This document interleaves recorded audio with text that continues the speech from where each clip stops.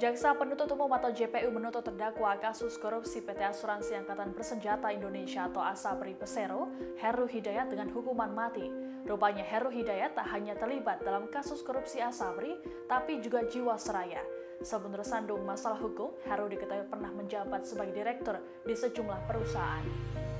Heru Hidayat dinyatakan bersalah karena terbukti melakukan korupsi dan melakukan pencucian uang hingga merugikan negara senilai 22,7 triliun rupiah.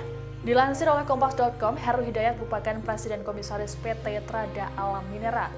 Ia menduduki jabatannya sejak tahun 2017 berdasarkan Akta Keputusan Rapat Umum Pemegang Saham Luar Biasa atau RUPSLB nomor 14 tanggal 19 Oktober 2017.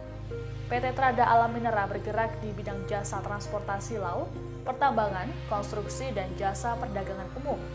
Selain menjabat sebagai Direktur Utama Perseroan, Heru juga merangkap jabatan sebagai Direktur di PT Paridesa Bara Abadi sejak tahun 2014 dan Direktur PT Maxima Integra Investama sejak tahun 2014.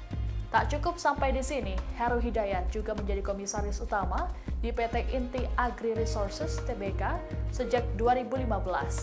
Perusahaan ini bergerak di bidang penangkaran ikan hias, khususnya arwana. Dulunya, perusahaan itu bernama PT Inti Kapuas Arwana Tbk hingga kemudian berganti pada tahun 2008. Heru pun pernah menjabat sebagai Direktur di PT Inti Kapuas Arwana pada tahun 2004 hingga 2005.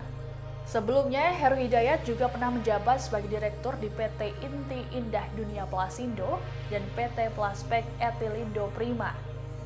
Heru bekerja sebagai Direktur PT Plaspek Etilindo Prima pada tahun 2000 hingga 2005, sementara di PT Indah Karya Plasindo tahun 2004 hingga 2005. Selain terlibat dalam kasus ASABRI, Heru Hidayat sebelumnya divonis seumur hidup dalam kasus Jiwasraya yang merugikan negara sebesar 16,8 triliun rupiah.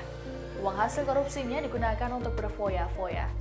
Terkait tuntutan hukuman mati yang dibacakan JPU, hal ini lantaran Heru telah melakukan korupsi berulang. Hal ini mengakibatkan negara mengalami kerugian fantastis.